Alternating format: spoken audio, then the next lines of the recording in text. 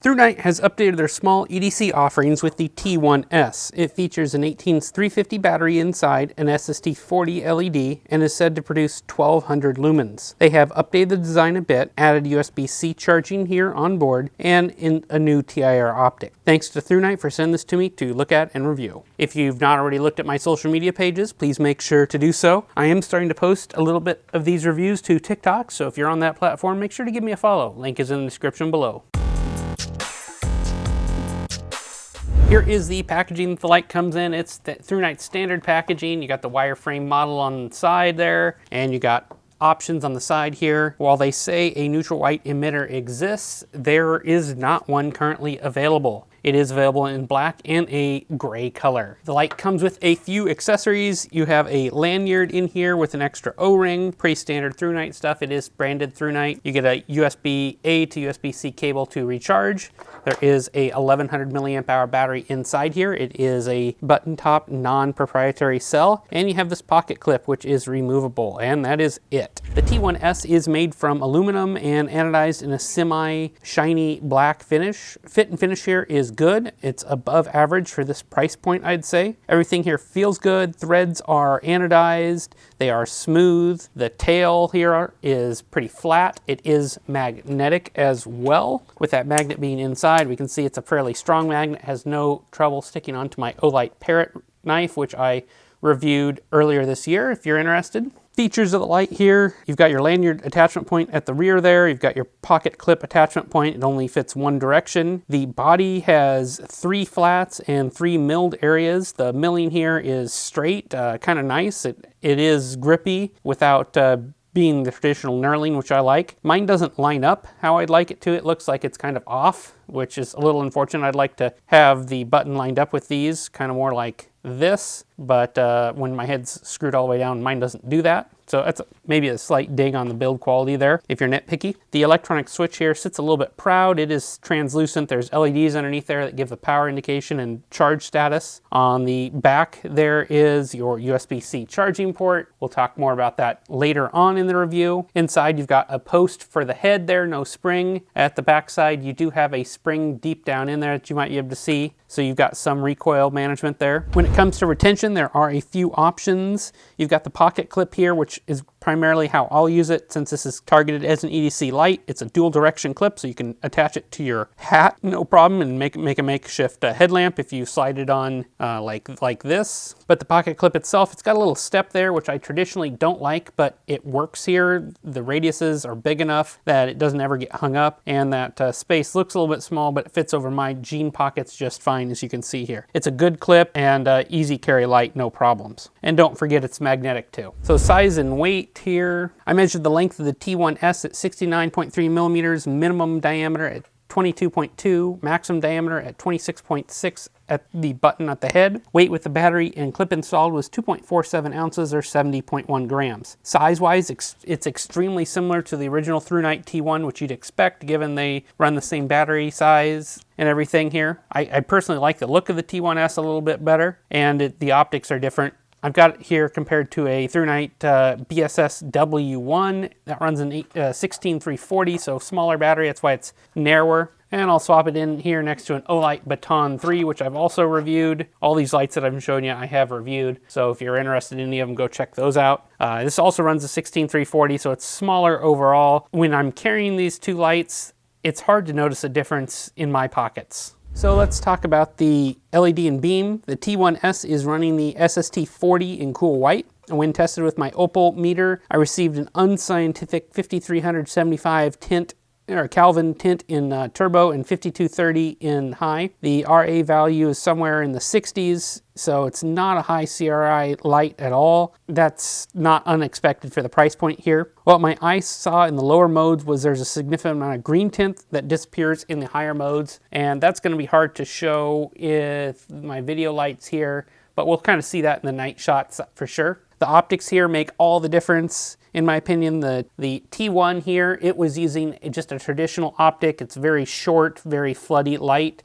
The T1S is using that TIR style optic or tier. So you get a very useful balanced beam for EDC tasks. It's has a reasonably large hotspot with most of that beam intensity and a little bit of spill. One thing to note here is that the TIR is concave here and plastic. There's no glass covering it. That's not uncommon. Olight does the same and most other manufacturers do, but should take note when you're cleaning this off, it will scratch. So just expect that over time. Thrunite lists the official outputs here as turbo at 12 lumens with step down to 317 after 5 minutes. High output is 407 lumens, medium 94, low is 7, and Firefly is half a lumen. My comment there would be, I guess, the mode spacing between high and medium, 407 to 94 lumens is quite a bit. Not ideal. I think I'd like one more mode in there, maybe one more between high and turbo too, but you know, it works fine in practical applications. Okay, here are my night shots for the Thrunite T1S. This is Firefly mode, half a lumen. Here is low. This is 7 lumens, and as you can see, this is a cool white LED. It is an SST40 bumping up. Here is medium at 94 lumens. You can get a good idea of the beam profile here. It is a TIR optic, so you can see that it's got a nice hotspot, very, very usable beam for an EDC style light. Here is high. This is 407 lumens.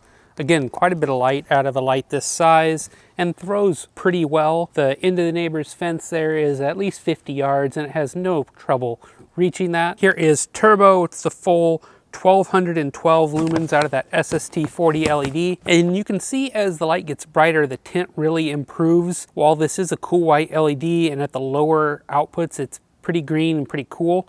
At the higher outputs here, it's pretty decent. A lot of that green tint goes away and it's pretty usable. We can see it reaches the trees reasonably well. They say the distance on this is 184 meters, and I believe that. Pretty accurate. A little bit of comparison here is the original Thrunite T1 using that Cree XHP50 LED, also in cool white. This is turbo, 1500 lumens, but because of the different optic here, we can see it's floody and not as throwy, even though it has more lumens. 102 meters throw distance on this one, compared to the T1S here, 184 meters distance and less overall lumens in the T1S, but better throw than the original T1. And just because the size is similar here is the Olight Baton 3. You run an SST20 LED, I believe, also 1200 lumens. They rate this as 166 meters of throw.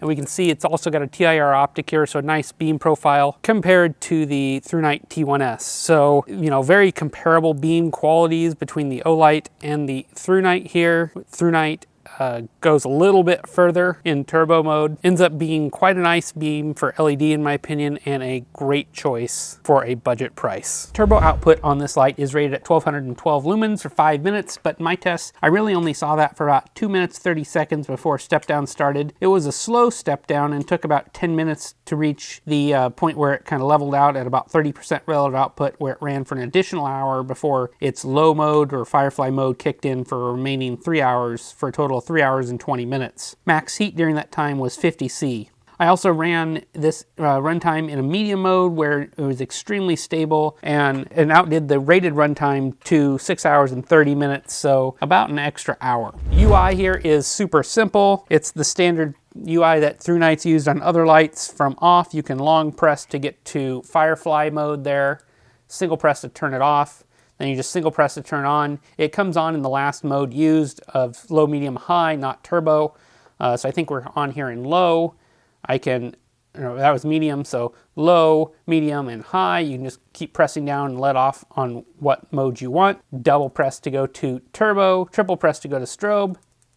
And really, that's all you've got. The light does have a lockout mode if you wish to use that electronically, or you can mechanically lock the light out just by giving it just a very slight twist, which is probably how I'll use it. In my opinion, this is a lot better than the slow ramping mode on the Thrunite T1. I like ramping modes usually, but on the T1 it was just too slow. The traditional steps are really easy to use and fast. So quick words on recharging. The light can recharge via onboard USB-C here in the back. It is USB-C PD compliant, which is great to see. When you are recharging, your LED on the switch here turns red, it turns blue when charged. Maximum charging rate I saw with the included 1100 milliamp hour battery was 0.6 amps, which is pretty conservative given the size here. Total charge time from low voltage protection at 3.033 volts to full battery at 1.44 volts was 2 hours and 20 minutes. And the other thing to note is that the light uses a standard 18350 battery here. I can swap in a 18350 from Keep Power or Vape Cell, which I tried, and it works just fine. It's great to see when a light uses a non-proprietary battery. So my final thoughts are, if you're looking for a small EDC light with USB-C charging and a non-proprietary battery, the Thrunite T1S is a great place to look at $40 MSRP, but right now there is a $10 coupon on it currently, so it's a bargain at just under $30. And remember, that includes the battery, the light, the pocket clip, everything, and it's available in 2 different colors. That's really a great bargain for what you're getting, and fast shipping from the USA because it's being sold through Amazon. If you're looking for a new EDC light in this form factor, and hopefully you don't mind a little bit of greener tints at lower outputs and that cool white LED, I can recommend the Thrunite T1S. Hopefully when the chip shortage is over, that we will see some more neutral white emitters being offered and some additional body colors. So let me know in the comments what you think of the Thrunite T1S, and if you are interested in picking one up, I'll have links in the description below that do help support this channel. And as always, thanks for watching these videos, and I'll catch you on the next one. Thanks.